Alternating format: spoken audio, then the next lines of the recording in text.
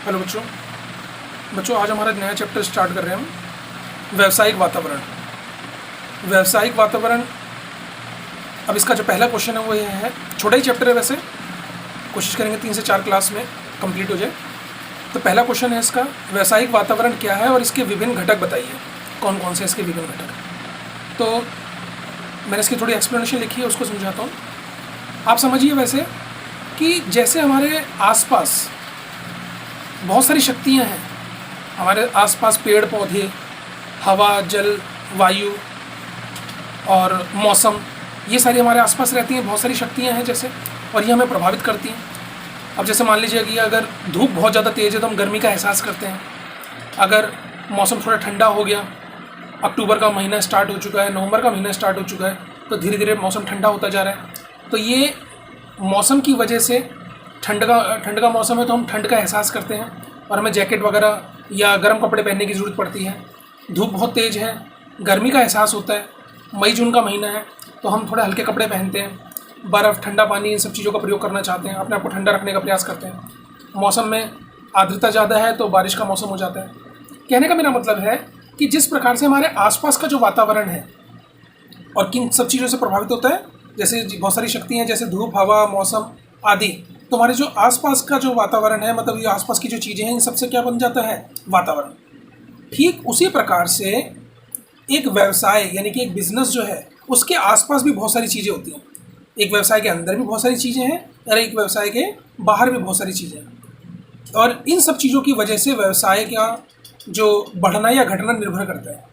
यानी कि व्यवसाय के आसपास जो भी लोग हैं, जो भी शक्तियाँ हैं, ठीक है, उन सबको मिला करके, जितने भी घटक बनते हैं उन सबको मिला करके जो एक बहुत बड़ी शक्ति का निर्माण हो जाता है, उसको हम कहते हैं व्यावसायिक वातावरण। तो जैसे ये तो मैंने आपको 1 नंबर का वैसे ही सिंपल सा बता दिया, अब प्रॉपर्ली लैंग्वेज समझते हैं। जिस प्रकार से हमारे आसपास उपस्थित सभी शक्तियाँ जैसे धूप, हवा, मौसम आदि को वातावरण कहते हैं। हमारे आसपास जो भी चीज़ें हैं, जितनी भी शक्तियाँ हैं, उन सबको मिला करके वातावरण बन जाता है, जिसे हम इन्वायरमेंट कहते हैं। ये सभी शक्तियाँ हमें प्रभावित करती हैं। जैसे अभी मैंने आपको बताया कि ठंड का मौसम है तो हमें सर्दी लग जाएगी, तो इससे बचने के लिए हम फिर जैकेट वगैरह पहनते हैं। गर्मी का मौसम है तो हम हल्के कपड़े पहनते हैं, घर के अंदर धूप से बचना चाहते हैं, घर के अंदर रहना ज़्यादा पसंद करते हैं। बारिश का मौसम है तो छाते का प्रयोग करते हैं। तो ये वातावरण हमें भी प्रभावित करता है। ठीक उसी प्रकार से एक व्यवसाय को भी समाज के अनेक घटकों के संपर्क में आना पड़ता है। यानी कि जो एक बिज़नेस है, चाहे वो छोटा बिज़नेस हो और चाहे बड़ा बिज़नेस, समाज के बहुत सारे घटक उससे मतलब बहुत सारे घटक हैं जो कि व्यवसाय को प्रभावित करते हैं। यानी कि व्यवसाय के अंदर समाज के बहुत सारे घटकों के संपर्क में आना पड़ता है। जैसे कस्टमर है, कस्टमर से व्यवसाय डायरेक्टली कनेक्टेड रहता है। जो सप्लायर है, पूर्तिकर्ता का मतलब सप्लायर, सप्लायर जो है वो भी सामान देते हैं हमें। अगर मेरा एक बिज़नेस है तो मेरे कुछ कस्टमर्स होंगे, मेरे कुछ माल को बेचने वाले सप्लायर्स होंगे, मेरी कंपटीशन में फर्में होंगी। फिर सरकार भी है, सरकार की विभिन्न नीतियाँ, सरकारी नियम, केंद्रीय बैंक की नीतियाँ, आप इकोनॉमिक्स में भी पढ़ते हो। तो हमारे व्यवसाय को समाज के अनेक घटकों के संपर्क में आना पड़ता है। ये मैंने कुछ एग्जाम्पल बताए।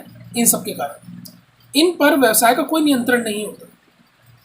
केवल यही नहीं, और भी बहुत सारी चीज़ें हैं जिनसे व्यवसाय संपर्क में रहता है, मतलब व्यवसाय का टच जिससे रहता है। मैंने तो आपको केवल ये वाले एग्जाम्पल बताए हैं।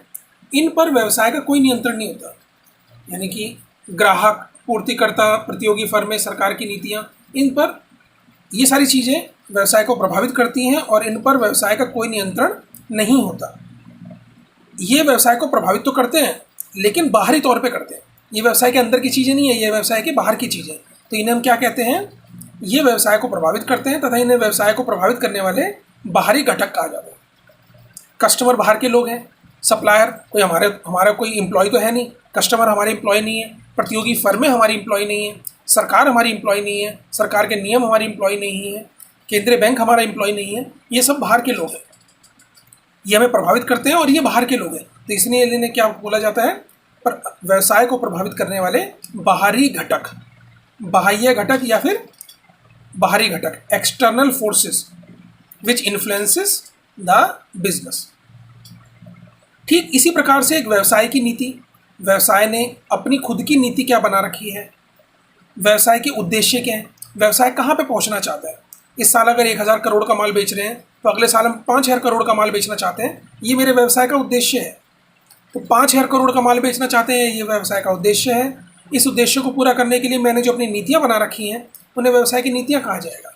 मेरी उत्पादन क्षमता कैसी है, कितनी मशीनें मेरे पास हैं, कितनी लेबर मेरे पास है, ये सब चीज़ें भी क्या हैं, ये भी व्यवसाय को प्रभावित करती हैं।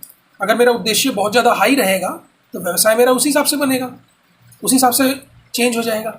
अगर नीतियाँ बढ़ेंगी या घटेंगी या बदलेंगी तो उस हिसाब से व्यवसाय प्रभावित होगा। उत्पादन क्षमता बहुत अच्छी हो जाती है या घटिया हो जाती है, उस हिसाब से व्यवसाय प्रभावित होगा। श्रमिक अगर कम है तो व्यवसाय पर प्रभाव पड़ता है, श्रमिक अगर ज़्यादा है तो भी व्यवसाय पर प्रभाव पड़ता है। लेकिन जितने भी ये तत्व मैंने बताए, ये वाले, ये ऐसे तत्व हैं जो व्यवसाय के अंदर ही होते हैं, ये व्यवसाय के अंदर ही है और प्रभावित तो करते हैं लेकिन व्यवसाय के अंदर के तत्व हैं, इसलिए इन्हें क्या बोला जाता है, इन्हें व्यवसाय को प्रभावित करने वाले आंतरिक घटक कहते हैं। और साथ ही साथ इस पर ध्यान रखना कि इन पर व्यवसाय का पूरा नियंत्रण होता है। व्यवसाय को प्रभावित करने वाले ये भी तत्व हैं, व्यवसाय को प्रभावित करने वाले ये भी तत्व हैं, लेकिन जो ये वाले तत्व हैं ये व्यवसाय के अंदर के हैं, इसलिए इन्हें आंतरिक तत्व कहा जाता है, आंतरिक घटक कहा जाता है। इन पर व्यवसाय का पूरा नियंत्रण है। भाई अगर आपको लगता है कि श्रमिकों की संख्या कम है तो आप बढ़ा सकते हो, श्रमिक अगर ज़्यादा है तो उन्हें कम कर सकते हो।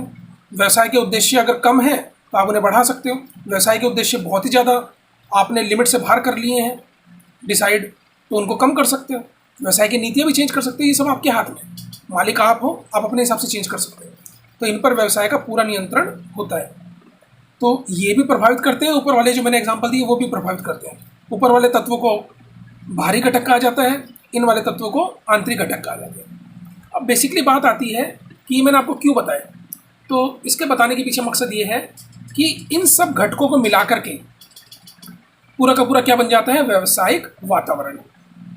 व्यवसाय के आंतरिक घटक ये जो मैंने अभी बताए और जो पहले बताए बाहरी घटक, इन दोनों को मिला करके क्या बन जाता है, व्यावसायिक वातावरण। अब इसमें एक चीज़ और आती है कि व्यावसायिक वातावरण को पढ़ने के दो तरीके हैं। मतलब बेसिकली पढ़ने का तरीका क्या, एक तो जो हम जनरल लैंग्वेज में बोलते हैं, जो डिटेल्ड है, अगर आप बिल्कुल बुक में देखोगे तो उसके दो अर्थ दे रखे हैं, एक संकुचित अर्थ और एक विस्तृत डिटेल्ड जो उसका मीनिंग है, और एक कॉन्ट्रैक्टेड मीनिंग। और आपके कोर्स में ये वाला मीनिंग है संकुचित अर्थ। तो पहले विस्तृत अर्थ की बात कर लेते हैं। विस्तृत अर्थ क्या है कि व्यवसाय को जितने भी तत्व प्रभावित करते हैं, चाहे वो आंतरिक तत्व हो और चाहे बाहरी तत्व, उन सबको मिला करके क्या कहलाता है हमारा व्यावसायिक वातावरण। मैं डेफिनेशन बोल देता हूँ। व्यवसाय को प्रभावित करने वाले बाहरी तत्व, सरकारी नीतियाँ, केंद्रीय बैंक की नीति, प्रतियोगियों की नीति, इन सबको मिला करके, तथा आंतरिक घटक, हमारा उद्देश्य क्या है, हमारी नीतियाँ क्या है, श्रमिकों की संख्या कैसी है, पॉलिसी क्या है हमारी, इन सबको मिला करके क्या बन जाता है, व्यावसायिक वातावरण। ये है कौन सा, विस्तृत अर्थ, व्यावसायिक वातावरण का विस्तृत अर्थ। ये केवल बस आप पढ़ लेना, मेन हमें ये वाला पढ़ लेना। अब नेक्स्ट पढ़ते हैं व्यावसायिक वातावरण का संकुचित अर्थ। संकुचित मतलब सिकुड़ा हुआ, लेकिन यही सबसे ज़्यादा प्रचलन में है। जो प्रचलित अर्थ जो है व्यावसायिक वातावरण का वो यही है। तो व्यावसायिक वातावरण का मैंने जितने भी आपको पॉइंट बताए उसमें है कि व्यावसायिक वातावरण का अभिप्राय उन घटकों के योग से है। मतलब व्यावसायिक वातावरण उन सब चीज़ों को लिया जाता है जो व्यवसाय को तो प्रभावित करते हैं, लेकिन उन पर व्यवसाय का यानी कि हमारा कोई नियंत्रण नहीं होता। तो इसमें आपको शायद पता चल गया होगा कि कुछ तत्व इसमें से हटाने पड़ेंगे। कुछ तत्व कौन से, जैसे कि व्यवसाय की नीतियाँ जो हैं वो हमारे हाथ में, उनको हमें बाहर रखना पड़ेगा। व्यवसाय के जो उद्देश्य उन्हें बाहर रखना पड़ेगा, श्रमिकों की संख्या है उन्हें बाहर रखना पड़ेगा, उत्पादन क्षमता है उन्हें बाहर रखना पड़ेगा, और भी बहुत सारे पॉइंट बाहर होंगे, तो उन पर अब हम बात करेंगे। तो व्यावसायिक वातावरण का अभिप्राय क्या बताया, ऐसे सभी घटक जो व्यवसाय को प्रभावित करते हैं लेकिन उन पर व्यवसाय का कोई नियंत्रण नहीं होता, तो उन्हें हम क्या कहेंगे, व्यावसायिक वातावरण। बिजनेस इन्वायरमेंट का मतलब क्या है, ऐसे फोर्सेस या ऐसे कंपोनेंट जो व्यवसाय को प्रभावित करते हैं और उन पर व्यवसाय का कोई नियंत्रण नहीं है, कोई कंट्रोल नहीं हमारा, केवल हम देख सकते हैं उन्हें और उसके हिसाब से हमें अपने व्यवसाय को चेंज करना है बस जितना हो सके। लेकिन हम सोचें कि वो हमारे कंट्रोल में, हमें पहले से पता चल जाए उनके बारे में, तो वो चीज़ संभव नहीं है। तो ये मैंने आपको पहले थोड़ी सी सिंपल एक्सप्लेनेशन बताई, फिर उनके दोनों अर्थ बता दिए, और आपको मेनली कौन सा याद करना है, ये संकुचित अर्थ। अब एक टेबल देख लेते हैं। इस टेबल से आपको काफ़ी सारी चीज़ें क्लियर हो जाएंगी, पूरा चैप्टर इसी पर बेस्ड है। तो व्यावसायिक वातावरण के घटक या अंग मैंने इन्हें 2 पार्ट्स में डिवाइड किया है। आंतरिक वातावरण व्यवसाय के अंदर ही होते हैं, बाहरी वातावरण जो व्यवसाय के बाहर है। मतलब बाहरी वातावरण का मतलब है व्यवसाय को प्रभावित करने वाले घटक या तो व्यवसाय के अंदर होते हैं या व्यवसाय के बाहर होते हैं। व्यवसाय के अंदर वाले को क्या बोलते हैं हम? आंतरिक वातावरण या आंतरिक घटक। और जो व्यवसाय के बाहर है उन्हें क्या बोला जाएगा? बाहरी घटक या फिर बाहरी वातावरण। इन पर नियंत्रण पूरा संभव है। अब इनकी बात करेंगे अभी। तो व्यवसाय के आंतरिक वातावरण में कौन से आते हैं? हमारे पास लेबर कितनी है, हमारे उद्देश्य क्या है, हमारी नीतियाँ क्या है, हमारा ढांचा कैसा है, कितने विभाग बना रखे हैं हमने, सारा काम एक ही बंदा कर रहा है या अलग अलग हमने विभाग बना रखे हैं, उत्पादन की प्रणाली कैसी है हमारी, टेक्नोलॉजी कौन सी प्रयोग करते हैं, उत्पादन क्षमता कैसी है, कितनी मशीनें हैं हमारे पास, श्रमिकों की संख्या कितनी है। तो ये सारे के सारे क्या हैं, और भी बहुत सारे आ जाते हैं इसमें, लेकिन मैंने मेन में लिखे हैं। तो ये सारे घटक ऐसे हैं जो व्यवसाय को प्रभावित तो करते हैं। जैसा भी मैंने थोड़ी देर पहले बताया था आपको कि श्रमिकों की संख्या ज़्यादा है या कम है, उस हिसाब से हमारा व्यवसाय चलेगा, बढ़ेगा या घटेगा। व्यवसाय के उद्देश्य क्या हैं, उस हिसाब से हमारा व्यवसाय बढ़ेगा या घटेगा। नीतियाँ कैसी हैं, बढ़ेगा या घटेगा इससे। लेकिन ये सारी चीज़ें क्या हैं, व्यवसाय के अंदर ही हैं। इस पर हमारा पूरा 100% कंट्रोल है, 100% कंट्रोल। ठीक है, तो ये व्यवसाय के अंदर ही होती हैं, इन पर पूरा नियंत्रण संभव है। तो इसलिए इन्हें क्या बोला जाता है? आंतरिक वातावरण। इन सबको मिला करके क्या बन जाता है? आंतरिक वातावरण। ध्यान रखिएगा, ये व्यवसाय के अंदर ही होती हैं, प्रभावित तो करती हैं, व्यवसाय को प्रभावित तो करते हैं सारे के सारे घटक ही, लेकिन व्यवसाय के अंदर है, इन पर पूरा नियंत्रण होता है हमारा, इसलिए इन्हें क्या बोला जाता है? आंतरिक वातावरण। मेनली बात करते हैं बाहरी वातावरण की। बाहरी वातावरण क्या है? ये हमारे व्यवसाय से बाहर के, मतलब हमारे घर के बाहर की बात हो रही है, हमारे व्यवसाय के बाहर की बात हो रही है, तो इसलिए इन्हें बाहरी वातावरण बोला जाता है। अब इनको भी फर्दर 2 पार्ट्स में डिवाइड किया जाता है, एक माइक्रो और एक मैक्रो। सूक्ष्म वातावरण और एक समष्टि वातावरण। सूक्ष्म वातावरण वो है तो ये बाहर का, लेकिन फिर भी इस पर नियंत्रण संभव है। 100% नियंत्रण नहीं है, लेकिन फिर भी इन पर नियंत्रण संभव है। और ये ऐसे हैं तो दोनों के दोनों ही बाहरी, लेकिन इस पर फिर भी नियंत्रण किया जा सकता है, और इस पर नियंत्रण 0 है, इस पर बिल्कुल भी नियंत्रण नहीं किया जा सकता। यानी कि बाहरी वातावरण वो है जो व्यवसाय के बाहर का है, लेकिन हम ये नहीं कह सकते कि इन पर बिल्कुल नियंत्रण नहीं होता। इनके 2 पार्ट्स बना दिए, दोनों पार्ट्स अलग अलग कैसे किए हमने। इन पे थोड़ा बहुत नियंत्रण है, इस पे बिल्कुल भी नियंत्रण नहीं है। तो एक तो कैटेगरी हो गई ये अलग अलग डिफरेंस करने की। एक कैटेगरी है ये जो सूक्ष्म वातावरण है, इनमें उन घटकों को रखा जाता है जो सभी व्यवसाय को अलग अलग प्रभावित करते हैं, अलग अलग रूप से प्रभावित करते हैं। और यहाँ पर क्या है, एक जैसी फर्में अगर है, जैसे अगर कपड़ा उद्योग है तो कपड़ा उद्योग को सब पर एक जैसा प्रभाव डालेगी। अगर बैंकिंग बिजनेस है तो बैंकिंग बिजनेस सब पर एक जैसा प्रभाव डालेगी। अगर इंफ्रास्ट्रक्चर बिजनेस है तो इंफ्रास्ट्रक्चर पर सब पर एक जैसा प्रभाव डालेगी। स्कूल इंडस्ट्री है, मतलब कोचिंग इंडस्ट्री है तो कोचिंग इंडस्ट्री सब पर एक जैसा प्रभाव डालेगी। यानी कि एक जैसी फर्मों पर एक जैसा प्रभाव रहता है। ये बाहर के घटक हैं, और बाहर के घटक में भी कौन सा, एक जैसी फर्मों पर एक जैसा प्रभाव पड़ता है इनका। और इन पर क्या है, ये एक जैसी फर्में भी हैं लेकिन अलग अलग रूप से प्रभावित करती है। जैसे हम पढ़ते हैं तो ये दोनों के दोनों ही बाहर के, लेकिन मैंने आपको 2 पॉइंट बताए। इस पर नियंत्रण फिर भी थोड़ा बहुत है, 100% नहीं है, लेकिन थोड़ा बहुत नियंत्रण है। और ये एक जैसे सभी व्यवसायों को अलग अलग रूप से प्रभावित करते हैं। एग्जाम्पल से देख लेते हैं। इसके अंतर्गत कौन कौन से रखे हैं?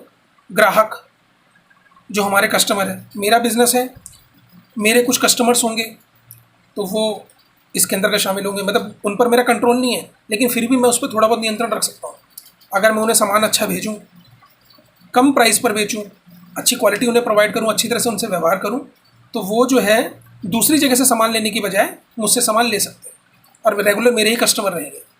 पूर्तिकर्ता, जो मेरे सप्लायर हैं, जिनसे मैं रॉ मटेरियल खरीदता हूँ, अगर मैं उन्हें टाइम पर पेमेंट करता रहूँ, वैसे तो खैर वो बाहर के, पूर्तिकर्ता कोई मेरा कोई पर्सनल नौकर थोड़ी ना, लेकिन है तो वो बाहर का, लेकिन फिर भी मेरे कंट्रोल में हो सकता है। बाहर का है इसलिए उसे बाहरी वातावरण में रखा है, लेकिन मेरा थोड़ा बहुत उसके ऊपर कंट्रोल हो सकता है, नियंत्रण किया जा सकता है, इसलिए मैंने उसे इस कैटेगरी में रखा है, इसमें नहीं रखा। तो पूर्तिकर्ता है बाहर का, मेरा थोड़ा बहुत नियंत्रण है। कैसे है नियंत्रण? कस्टमर पर कैसे नियंत्रण है? कस्टमर मेरा कोई नौकर नहीं है, लेकिन फिर भी मैं नियंत्रण उस पर कैसे कर सकता हूँ? अगर मैं उसके साथ अच्छा व्यवहार करूँ, टाइम पर उसको सामान दूँ, अच्छी क्वालिटी की चीज़ दूँ, रीजनेबल प्राइस पर दूँ। पूर्तिकर्ता कैसे कंट्रोल में रहेगा मेरे? अगर मैं उसको टाइम पर पेमेंट कर दूँ, उसको कोई शिकायत का मौका न दूँ, समय समय पर उससे सामान खरीदता रहूँ। और एक बिल की पेमेंट करी, अगली बार उधार लिया, फिर अगले बिल की पेमेंट कर दी, फिर अगली बार उधार लिया, फिर अगले बिल की पेमेंट करी, फिर अगली बार उधार लिया। इस तरह से मैं उसे कोई शिकायत का मौका ना दूँ, ढंग से उससे बात करूँ, और उसको जो अकाउंट वगैरह मुझे दिखाने हैं वो भी मैं उसको शो करता रहूँ। प्रतियोगी फर्में आप कहोगे सर इस पर कैसे नियंत्रण है? ये तो बिल्कुल बाहर की हैं, ये तो अपना सामान बेच रही है, मैं अपना सामान बेच रहा हूँ, इस पर कैसे नियंत्रण है मेरा? ये तो प्रतियोगी फर्में तो यहाँ पर आनी चाहिए, लेकिन फिर भी वो यहाँ है। कैसे? क्योंकि उस पर मेरा थोड़ा बहुत नियंत्रण है। प्रतियोगी फर्मों पर नियंत्रण इस प्रकार से है कि अगर मैं चाहूँ तो मैं कस्टमर्स वगैरह को अगर इस प्रकार से चीज़ें प्रोवाइड करूँ, एक की जगह 3 साल की मैं उनको वारंटी दूँ, तो कस्टमर इनके पास जाने की बजाय मेरे पास जाएंगे।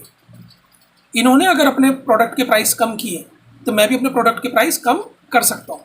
तो प्रतियोगी फर्मों का जो प्रभाव मुझ पर पड़ रहा है वो इतना प्रभाव मुझ पर नहीं पड़ेगा। अगर वो 1 साल की वारंटी दे रही है, मैं 2 साल की वारंटी दूँ। अगर वो अपने प्रोडक्ट को 20,000 में बेच रहे हैं तो मैं 19,900 रुपये में बेचूँ। तो ऐसी सिचुएशन में प्रतियोगी फर्में मुझे इतना ज़्यादा प्रभावित नहीं कर पाएंगी। जनता का मतलब वो नहीं है कि जो आसपास की पब्लिक है। जनता का मतलब यहाँ पर है मीडिया, जो आप समझ सकते हैं। एक तो जो रिपोर्टर्स वगैरह हैं, न्यूज़ चैनल्स वगैरह हैं, इनको बोला जाता है जनता। तो जनता मुझे प्रभावित करती है, मेरे प्रोडक्ट को एकदम से मेरी गुडविल को बढ़ा सकते हैं, मेरे प्रोडक्ट की गुडविल को गिरा सकते हैं। तो जनता मुझे प्रभावित करती है, मेरी मार्केट में गुडविल बढ़ा सकते हैं, मेरी मार्केट में गुडविल घटा सकते हैं। लेकिन अगर मैं जनता के साथ भी, यानी कि रिपोर्टर्स वगैरह के साथ, जो न्यूज़ चैनल्स हैं उनके साथ अच्छा व्यवहार रखूँ, उनके साथ अच्छे अपने इंटरव्यू मेरे चलते रहें, मार्केट में मेरा नाम हो, और जो न्यूज़ चैनल है मेरे प्रोडक्ट को अच्छा खासा बढ़ाएं, तो सिचुएशन में मेरे उनके साथ अगर अच्छी बनी हुई है, अच्छी बातचीत है, तो ऐसी सिचुएशन में मेरा कंट्रोल उनके ऊपर रहेगा। मध्यस्थ मतलब मीडिएटर, जो मेरे सामान को बिकवाते हैं, होलसेलर, रिटेलर, एजेंट, इसमें वही बात आ जाती है पूर्तिकर्ता की तरह। मैं इनसे सामान खरीदता हूँ, इनके थ्रू माल बेचता हूँ। तो अगर मैं इनके साथ अच्छा व्यवहार रखूँगा तो इन्हें कंट्रोल में थोड़ा बहुत कर सकता हूँ। कंट्रोल का मतलब ये नहीं कि मेरे अनुसार चलेंगे, लेकिन अगर मैं इनके साथ अच्छा व्यवहार रखूँगा इन सबके साथ, तो हो सकता है कि मेरा थोड़ा बहुत इन पर कंट्रोल रहे। अब बात आती है, ये जो सेकंड वाला पॉइंट था कि सभी व्यवसायों को अलग अलग रूप से प्रभावित करते हैं। जनता एबीसी लिमिटेड है और एक रिलायंस इंडस्ट्री है, तो रिलायंस इंडस्ट्रीज़ के फेवर में है और एबीसी लिमिटेड के अगेंस्ट है। अगर न्यूज़ चैनल किसी एक कंपनी के बारे में अच्छा फैला रहे हैं, अच्छी बातें कर रहे हैं, ठीक है, न्यूज़ चैनल तो एक ही है, लेकिन किसी एक पर्टिकुलर कंपनी के बारे में वो अच्छा चलाते हैं, दूसरी कंपनी के बारे में वो गिरा देते हैं, तो आपने देखा कि ये सभी, यानी कि जनता का बताया, मध्यस्थ का बताया, ये सभी जो हैं अलग अलग व्यवसायों को अलग अलग रूप से प्रभावित करते हैं। सबके सब एक जैसे ही हैं, लेकिन उसके बावजूद भी अलग अलग रूप से सभी व्यवसायों को प्रभावित करते हैं। किसी व्यवसाय को बढ़ा देते हैं, किसी व्यवसाय को घटा देते हैं। ग्राहक है, मेरा सामान खरीद ले, लेकिन दूसरे वाले का सामान नहीं खरीद रहे है, तो कस्टमर एक ही, लेकिन मेरे वाले मार्केट में माल बढ़ा रहे हैं, मेरे सामान की जो डिमांड है वो बढ़ रही है, दूसरे व्यक्ति की सामान की डिमांड कम हो रही है। सप्लायर मुझे ज़्यादा सामान बेचना चाहता है, दूसरे वाले को कम बेचना चाहता है। तो है तो पूर्तिकर्ता एक ही, लेकिन सबको अलग अलग रूप से प्रभावित कर रहा है। तो इन पर थोड़ा बहुत नियंत्रण किया जा सकता है, और ये सभी को अलग अलग रूप से प्रभावित करते हैं। तो है तो ये बाहर के, लेकिन इन दोनों वजहों से इन्हें क्या बोला जाता है? सूक्ष्म वातावरण, माइक्रो इन्वायरमेंट। अब बात करते हैं इनकी समष्टि वातावरण की। समष्टि वातावरण क्या है? ये भी बाहर के हैं इनकी तरह ही, लेकिन इन पर नियंत्रण बिल्कुल भी नहीं है, 0% नियंत्रण, यानी कि 0% कंट्रोल रहता है इनके ऊपर। और ये सभी व्यवसाय को, एक जैसे व्यवसायों को, यानी कि एक जैसी अगर फर्में हैं, जैसे मैंने अभी आपको बताया कि रिलायंस, टाटा, मतलब जितनी बड़ी फर्में हैं और एक जैसी फर्में हैं, तो सब पर एक जैसा प्रभाव डालेंगी। इसका मैं आपको एक एग्जांपल दे देता हूँ। अगर आरबीआई ने इंटरेस्ट रेट बढ़ा दिया तो जितनी भी फर्में हैं सब पर एक जैसा प्रभाव पड़ेगा ना। अगर गवर्नमेंट कोई नया टैक्सेशन पॉलिसी लेकर के आई है तो सभी व्यवसायों पर एक जैसा प्रभाव पड़ेगा। ये थोड़ी ना कि मेरे व्यवसाय पर कम प्रभाव पड़ेगा, दूसरे पर ज़्यादा पड़ेगा। एक जैसी अगर फर्में है तो सब पर एक जैसा प्रभाव पड़ेगा। और सरकार को हम ये थोड़ा ना कह सकते हैं कि भैया आप टैक्स मत लगाओ या कम कर दो या बिल्कुल टैक्स मत लगाओ या इतने % लगाओ, हम नहीं बोल सकते। तो इसलिए इनके ऊपर बिल्कुल भी नियंत्रण नहीं है और सब पर एक जैसा प्रभाव डालते हैं। अगर फूड इंडस्ट्री है, खाने वाली जो इंडस्ट्री है, तो अगर उनके लिए गवर्नमेंट ने कोई पॉलिसी बना दी तो सब पर एक जैसा ही तो प्रभाव पड़ेगा। अभी कोरोना के टाइम के अंदर सरकार ने कहा कि जितना भी आप ऑनलाइन पेमेंट करेंगे वो वही एक्सेप्टेबल होगा, आप डायरेक्टली जाकर पेमेंट कैश में नहीं कर सकते, मान लीजिए ऐसा बोला।